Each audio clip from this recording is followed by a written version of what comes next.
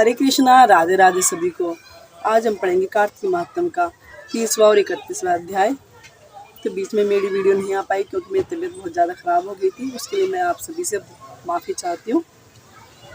अध्याय बहुत ज़्यादा लंबा है तो हमने पूजा वगैरह सभी अभी थोड़ी कर ली है, जोत जला लिए। और अध्याय बड़े बड़े हैं तो 30 और 31 अध्याय में पढ़ना है, इसलिए थोड़ा जल्दी करेंगे। नारायण नारायण नारायण बोलो तुलसी माता की जय। भगवान श्री कृष्ण चंद्र जी महाराज ने कहा, हे प्रिय, नारद जी के वचन सुनकर महाराजा पृथ्वी बड़े विस्मित हुए। अंत में उन्होंने नारद जी का पूजन करके उनको विदा किया। इसी कारण माघ, कार्तिक और एकादशी ये 3 व्रत मुझे अत्यधिक प्रिय है। वनस्पतियों में तुलसी, महीनों में कार्तिक, तिथियों में एकादशी और क्षेत्रों से द्वारका जी मुझे अत्यधिक प्रिय है। जो प्राणी जितेंद्रिय होकर उनका सेवन करता है वह यज्ञ करने वाले प्राणियों से भी मुझे अधिक प्रिय होता है। जो प्राणी विधि विधान से इनकी सेवा करते हैं उनके अनुग्रह से सभी पाप दूर हो जाते हैं। भगवान श्री कृष्ण महाराज के वचन सुनकर सत्यभामा ने कहा, हे नाथ, आपने यह बात बड़ी आश्चर्यजनक कही है कि दूसरों के लिए पुण्य के फल से कलह की मुक्ति हो गई है। यह प्रभावशाली कार्तिक मास आपको अत्यधिक प्रिय है कि जिससे पति द्रोह का पाप केवल स्नान के पुण्य से ही नष्ट हो गया। दूसरे प्राणी द्वारा किया हुआ पुण्य उनके देने से कैसे मिल जाता है, यह आप मुझे बतलाइए। इस पर भगवान श्री कृष्ण चंद्र जी महाराज ने कहा, बिना दिया हुआ पुण्य और पाप जिस कर्म द्वारा मिलता है सो सुनो। सतयुग में देश, ग्राम तथा कुलों का दिया हुआ पुण्य तथा या पाप मिलता था, किंतु कलयुग में केवल कर्ता को ही पाप और पुण्य का फल भोगना पड़ता है। संसर्ग न करने पर भी यह व्यवस्था कही गई है कि और सत्संग जैसे पाप व पुण्य दूसरों को मिलते हैं उसकी व्यवस्था भी सुनो। पढ़ाना, यज्ञ कराना और एक साथ भोजन करने से पाप पुण्य का आधा फल मिलता है। एक आसन पर बैठने तथा एक सवारी चढ़ने से सांस के आने जाने तथा पुण्य पाप का चौथा भाग प्राणी मात्र को मिलता है। स्पर्श करने, भोजन करने और दूसरे की स्तुति करने से पुण्य और पाप का छठा भाग मिलता है। दर्शन करने, सुनने तथा ध्यान करने से मनुष्य को पुण्य और पाप का 10वां अंश मिलता है। दूसरे की निंदा, चुगली और धिक्कार करने से उसका 100वां भाग मिलता है। पुण्य करने वाले मनुष्य की जो कोई सेवा करता है वह सेवा का भाग लेता है और अपना पुण्य उसे देता है। स्त्री, नौकर और शिष्य के अतिरिक्त जो मनुष्य दूसरों से सेवा करवा कर उसका पैसा नहीं देता है वह सेवक उसके पुण्य का भागी होता है। पंक्ति में बैठे हुए भोजन करने वालों की पत्तल जो व्यक्ति लांघता है वह उसको जिसकी की पत्तल उसने लांघी है अपने पुण्य का 6वां भाग देता है। स्नान तथा ध्यान आदि करते हुए मनुष्य से जो व्यक्ति बातचीत करता है या उसे स्पर्श करता है वह अपने पुण्य का 6वां भाग उसे दे डालता है। जो मुनि धर्म के कार्य के लिए दूसरों के लिए धन मांगता है वह पुण्य का भागी होता है। ठीक उसी प्रकार जिस प्रकार दान करने वाला पुण्य का भागी होता है, जो मनुष्य धर्म का उपदेश करता है और उसके पश्चात श्रोता से याचना करता है वह अपने पुण्य का 6वां भाग उसे देता है। जो मनुष्य दूसरों का धन चुराकर उससे चोरी करता है वह चोरी के पाप का फल भोगता है और शीघ्र ही निर्धन हो जाता है। और जिसका धन चुराता है वह पुण्य का भागी होता है। बिना ऋण के उतारे जो मनुष्य मर जाते हैं उनको ऋण देने वाले सज्जन पुण्य के भागी होते हैं।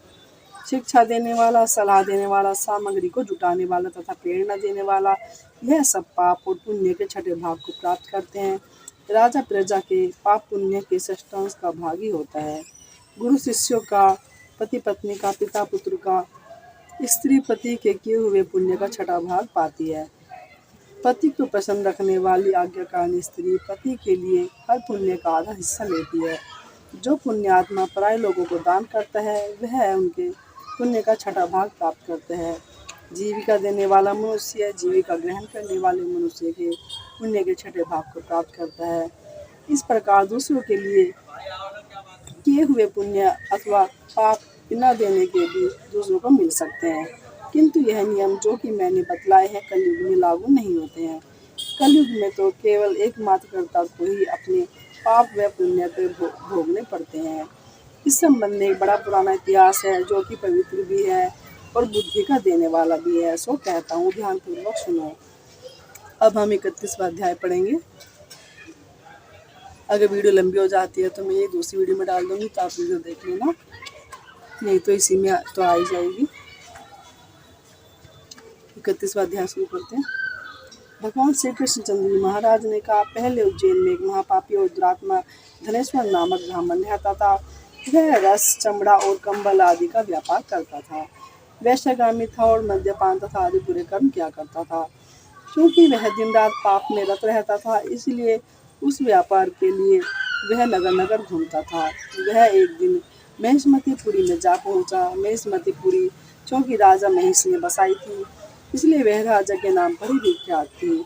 नगरी के पास ही पाप नाशिनी पुण्यकारिणी भगवती नर्मदा बहती थी।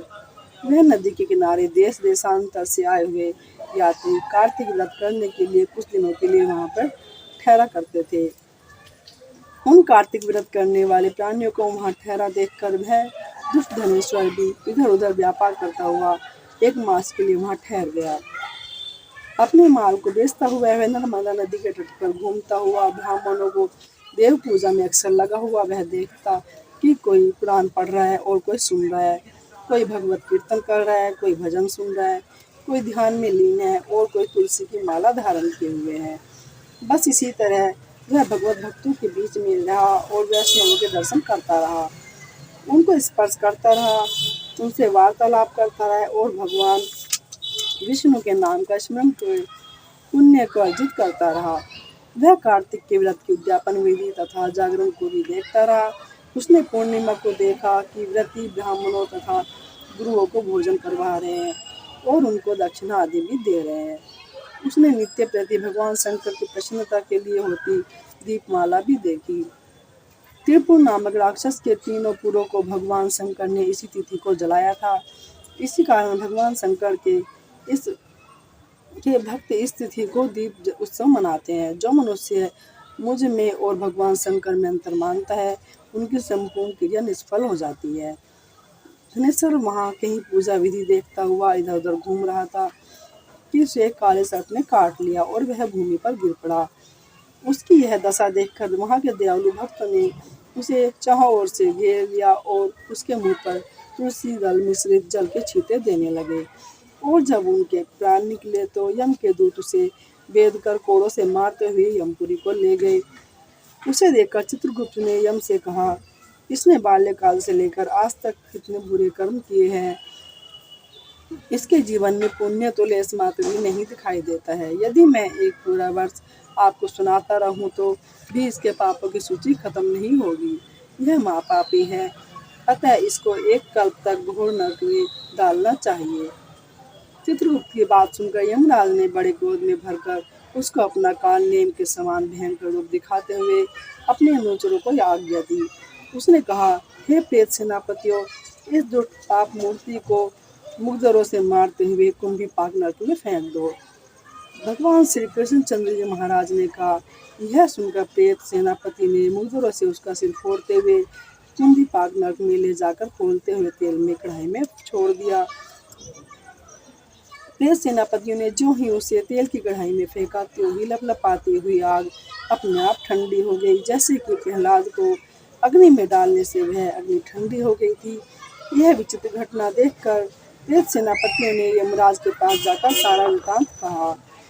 यमराज भी सारा हाल सुनकर आश्चर्यचकित रह गए और धनेश्वर को अपने पास बुलाकर स्थिति पर विचार करने लगे। उसी समय नारायण नारायण का कीर्तन करते हुए देवर्षि नारद भी वहां पहुंचे और यमराज से कहने लगे, हे अभिनंदन यमराज, यह ब्राह्मण नरक में डाले जाने के योग्य नहीं है, क्योंकि इसने अंत समय में कुछ शुभ कर्म किए हैं जो कि नरक यातना को नष्ट करने वाले हैं। जो लोग भगवत भक्तों का दर्शन करते हैं, उनसे वार्तालाप करते हैं और उनका स्पर्श करते हैं, चाहे उन्होंने कोई पुण्य कर्म न किया हो, और सहज ही स्वर्ग के अधिकारी हो जाते हैं। अतः धनेश्वर भी पुण्यात्माओं के संग व स्पर्श के स्वर्ग का अधिकारी हो गया है। अतः वह यह पुण्यात्मा है। इसे यक्ष योनि दो और केवल इसे पाप भोग करने वालों को नरक दिखा दो। भगवान श्री कृष्णचंद्र जी महाराज ने कहा, जब देवर्षि नारद ऐसा कहकर चले गए तो धनेश्वर को पुण्य आत्मा समझते हुए यमदूत के दूतों ने उसे नरक दिखाने की आज्ञा दी। जय श्री राधे, जय श्री कृष्ण। बोलो विष्णु भगवान की जय।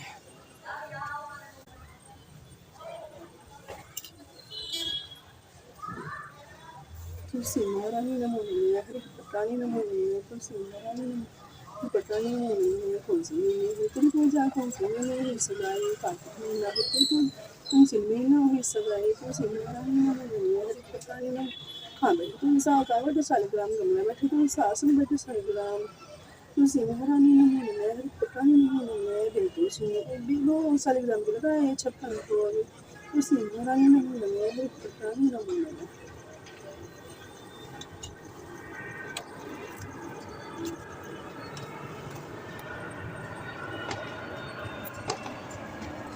तुलसी माता की जय, गंगे मैया की जय, बोलो कार्तिक महाराज की जय। वीडियो पसंद आए तो वीडियो को लाइक और शेयर करिए, चैनल को सब्सक्राइब करिए। राधे राधे, जय श्री कृष्णा।